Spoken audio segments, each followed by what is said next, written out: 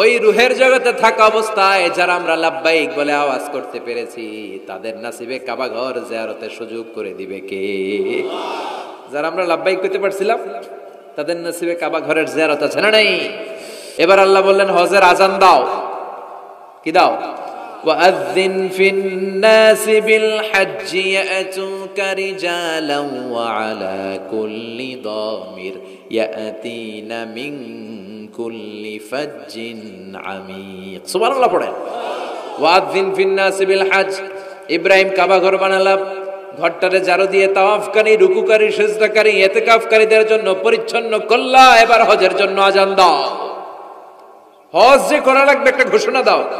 সৈয়দনা ইব্রাহিম বলে, আল্লাহ এমন জায়গায় ঘর বানাতে বললেন এখানে মানুষ নাই, প্রাণী নাই, কেউ নাই, কাউরে দেখা যায় না, কার সামনে হজের ঘোষণা দেব, হজের আজান দেব? কাউরে তো আমি দেখি না। আল্লাহ বললেন, ইব্রাহিম তুমি একটা বড় পাথরের উপরে দাঁড়িয়ে হজের ঘোষণা দাও। দুনিয়ায় অবস্থিত সবগুলো মানুষের কানের মধ্যে ওই আজানের ঘোষণা আমি আল্লাহ পৌঁছে দেব। উনি দাঁড়িয়ে আজান দিলেন, ইয়া আইয়ুহান নাস ইত্তাখাযাল্লাহু বাইতান লিল হজ, আল্লাহ হজের জন্য একটা ঘর বানিয়েছেন, আসো আসো, যাদের সামর্থ্য আছে এসে হজ করে যাও। তখন পৃথিবীতে যত লোক ছিল প্রতিটা মানুষের কানের ভেতরে আল্লাহ আজানের ধ্বনি পৌঁছে দিয়েছে। আমরা যারা ছিলাম না, আমরা ওই সময় ছিলাম কইয়াছিলেন আলামুল আরওয়াহে, রুহের জগতে, রুহের জগতেও আমরা যারা ছিলাম আমাদের কানের মধ্যে এই ধ্বনিটা পৌঁছে দিয়েছে কে? ওই রুহের জগতে থাকা অবস্থায় যারা আমরা লাব্বাইক বলে আওয়াজ করতে পেরেছি তাদের নসিবে কাবা ঘর জিয়ারতের সুযোগ করে দিবে কে? যারা আমরা লাব্বাইক করতে পারছিলাম তাদের নসিবে কাবা ঘরের জিয়ারত আছে না নাই? কি দায়িত্ব আল্লাহ, তোমারে আমি হজ প্রোগ্রামের এমডি বানাই দিলাম, ম্যানেজিং ডাইরেক্টর অফ হজ প্রোগ্রাম, হজের এমডি। তুমি হজের কাফেলা করো, তুমি হজের বন্দোবস্ত করো, দেখি এইটাতে তুমি কতটুকু সাকসেসফুল হতে পারো। সুবহানাল্লাহ পড়েন। সাইয়েদনা ইব্রাহিম বললেন, আল্লাহ কি কি করতে হবে খালি কন। আল্লাহ বলল, প্রথমে আমার ঘর বানাও, কারণ হজ করতে হলে আল্লাহর ঘরের দরকার আছে না নাই? وَإِذْ يَرْفَعُ إِبْرَاهِيمُ الْقَوَاعِدَ مِنَ الْبَيْتِ وَإِسْمَاعِيلُ رَبَّنَا تَقَبَّلْ مِنَّا إِنَّكَ أَنْتَ السَّمِيعُ الْعَلِيمُ সুবহানাল্লাহ পড়েন। সৈয়দনা ইব্রাহিম, সৈয়দনা ইসমাইল বাপ বেটা মিলে কাবা ঘর বানাতে শুরু করলো, পাথর কেটে কাবা ঘর বানাতে শুরু করলো। একের পর এক পাথরের সাথে পাথর জোড়া লাগিয়ে আল্লাহর প্রথম ঘর, আউয়ালু বাইতি উদিআ লিন-নাস লাল্লাযী বিবাক্কাতা মুবারাকা, পৃথিবীর প্রথম ঘরটা তিনি পুনর্নির্মাণ করতে শুরু করলেন। ঘর বানানো শেষ, এবার আল্লাহ বললেন ঘরটারে ঝাড়ু দাও। কি দাও? জোরে কোন কি দাও? আল্লাহর ঘর ঝাড়ু দেওয়া অনেক সওয়াবের কাজ। দিছেন কেউ কোনোদিন? নাকি খালি মুয়াজ্জিন হুজুরের ধমকান? হ্যাঁ, ঝাড়ু দেন নাই কেন? ওই বেটা খাদেম ঝাড়ু দিলি না কেন, এরকম ডাকাইতাছে না নাই? খালি মুয়াজ্জিনের দোষ, খালি খাদেমের দোষ। মসজিদের খাদেম আমরা সবাই। আপনি হতে পারেন সেক্রেটারি, হতে পারেন সভাপতি, হতে পারেন মেম্বার অফ দ্য পার্লামেন্ট, সব লোকগুলো আল্লাহর মসজিদের খাদেম। চিল্লায় বলেন ঠিক কিনা?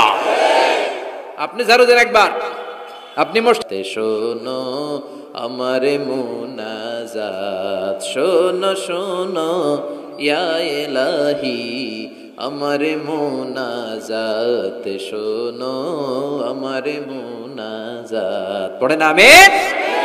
এবার বাপ বেটা মিলে ঝাড়ু দিতে শুরু করলেন। আল্লাহ বললেন তাহরা বাইতিয়া লিত-তাইফিনা ওয়াল আকিফিনা ওয়ার রুকআইস সুজুদ। ইব্রাহিম ইসমাইল বাপ বেটা মিলে কাবা ঘর ঝাড়ু দাও। ঝাড়ু দিলেন, তাহলে কাবা ঘর বানানো শেষ, ঝাড়ু দাও।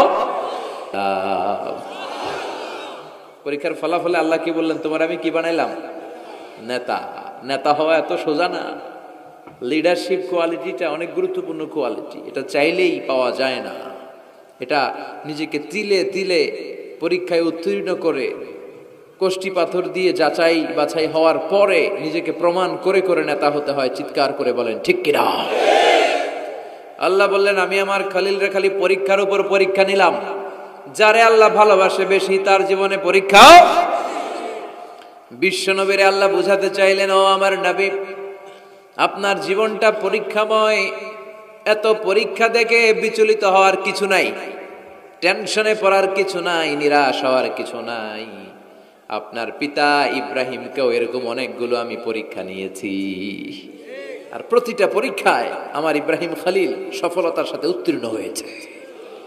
আসাদুন নাসি বালাআন আল আম্বিয়া, এই পৃথিবীতে সবচেয়ে বেশি বালা মুসিবত আর পরীক্ষা আসে নবীদের। কাদের? সুম্মাল আমসাল ফাল আমসাল, এরপরে সিদ্দিকিনদের, শুহাদাদের, সালেহিনদের। ইবতালা আর রাজুলু হাসাবা দীনি, ব্যক্তির দিনদারি যত বেশি তার উপর আল্লাহর পরীক্ষাও। এজন্য মুমিন পরীক্ষাতে ভয় পায় না, মুমিন কখনো বিচলিত হয় না, মুমিন ভরসা রাখে একজনের উপর। চিল্লায় বলেন চিনি কে? আল্লাহ বললেন পরীক্ষার পর পাহাড় সম পরীক্ষা দিয়ে আমি আমার খলিল ইব্রাহিমকে যাচাই করেছি। একটা পরীক্ষায় ইব্রাহিম ফেল করে নাই, প্রতিটা পরীক্ষায় পাস। এগুলো বলে বলে বিষ্ণুনবীর আল্লাহ সান্ত্বনা দিচ্ছেন, নবী ওরা আপনারে গালি দেয় জাদুকর বলে, ওরা আপনারে গালি দেয় গণক বলে, ওরা আপনারে কবি বলে গালি দেয়, ওরা আপনারে পাগল বলে গালি দেয়, একটার পর একটা পরীক্ষায় আপনি জর্জরিত হচ্ছেন। নবী আপনার পিতা ইব্রাহিম তো এর চেয়েও বেশি পরীক্ষায় পড়েছে। দুনিয়াতে আমরাও যারা পরীক্ষার শিকার, আমরাও সাইয়েদনা ইব্রাহিমের জীবনী থেকে শিক্ষা নেওয়ার দরকার আছে না নাই? গালি আসবে, মন্দ কথা আসবে, বিপদ আসবে, জেল জরিমানা আসবে, ঝুঁকি আসবে। এই ঝুঁকি আর রিস্কের মধ্য দিয়ে কালিমার দাওয়াতের প্রচারের কাজ করতে হবে। চিল্লা এখন ঠিক কিনা? এটাই মুমিনের বৈশিষ্ট্য। ঝুঁকি, বিপদ, পরীক্ষা, বালা মুসিবত এগুলো মুমিনের লক ছাড়ে না, পিস ছাড়ে না। কারণ মুমিনরে পছন্দ করে কে? মুমিন খুব ভালো করেই জানে বিপদের পরেই বিজয় দান করবে কে। রাত্রি যত গভীর হয় সুবহে সাদিকের সময় কাছে আসতে থাকে, গর্ভবতী নারীর পেটের ব্যথা যত বাড়তে থাকে, নতুন মেহমান দুনিয়ায় আসার সময় ঘনাতে থাকে, তেমনি ইসলামের পক্ষে যারা কথা বলে তাদের উপর বিপদ, ঝুঁকি, অত্যাচার, অনাচার যত বাড়তে থাকে, কালেমার বিজয়ের সময়টাও কাছে আসতে থাকে,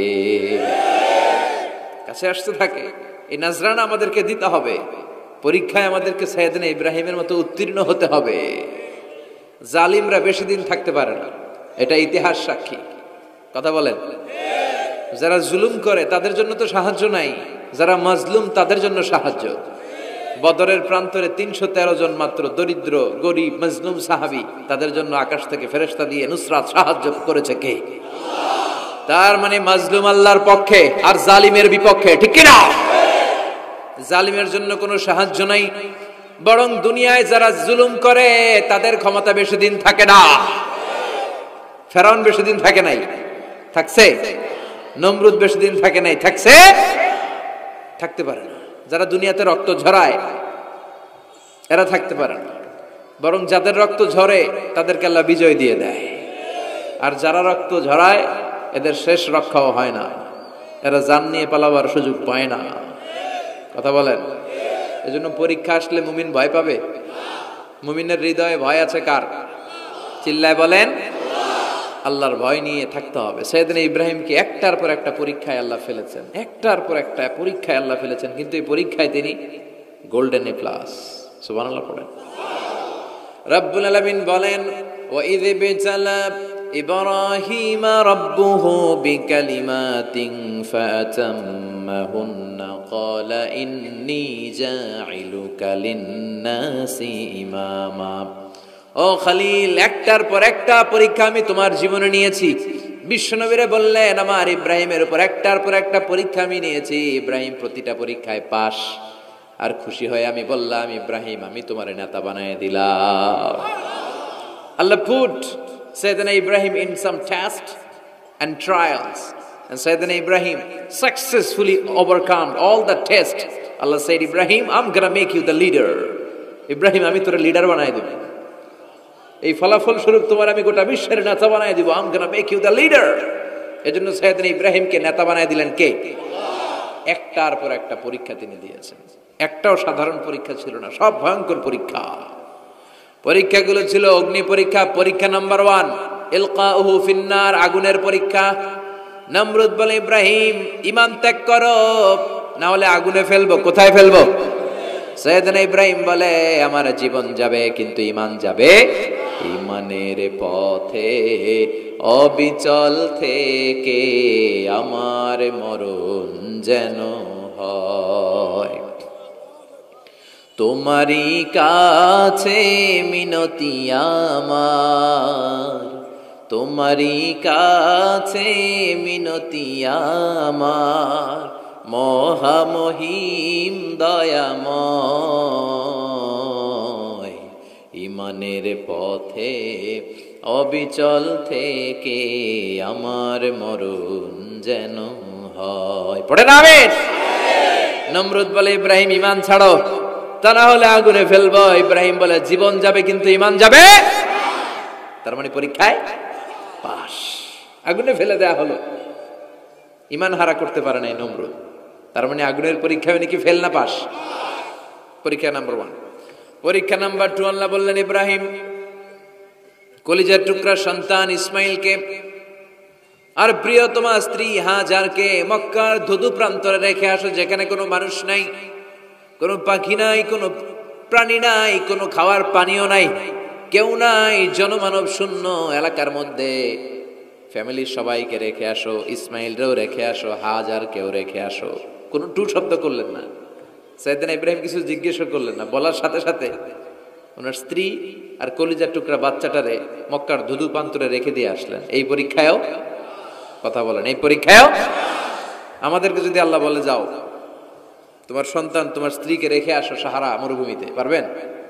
হ্যাঁ, কি পরীক্ষা দিয়ে আল্লাহর প্রিয় হয়েছে। তার মানে আগুনের পরীক্ষায় পাস, ফ্যামিলি বিসর্জন দেওয়ার পরীক্ষায় পাস। এবার আল্লাহ দেখলেন সাইয়েদনা ইব্রাহিমের হৃদয়ের মধ্যে ইসমাইলের জন্য ভালোবাসা বেশি না কম? কত বেশি জানেন?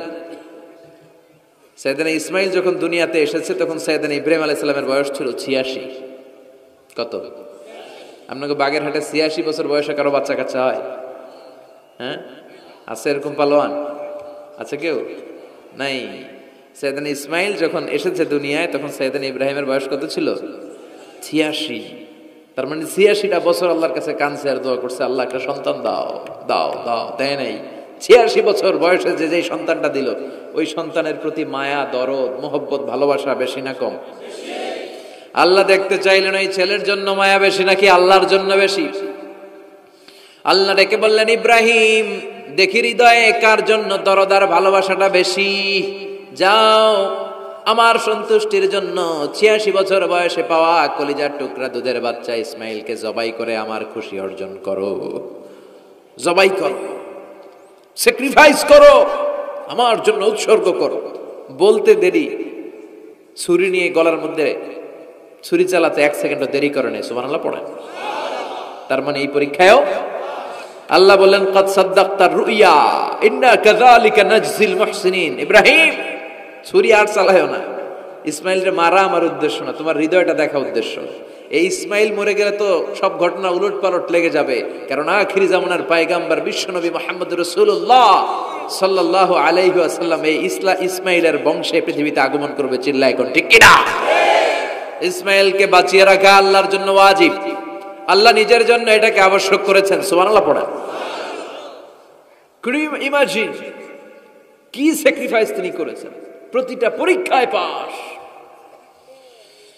পরীক্ষা নাম্বার 4, আল্লাহ বললেন ইব্রাহিম আগুনের পরীক্ষায় পাস করলা, পরিবার বিসর্জনের পরীক্ষায় পাস করলা, সন্তান বিসর্জনের পরীক্ষায় পাস করলা, এখন তোমার আমি একটা গুরু দায়িত্ব দেব রে ইব্রাহিম।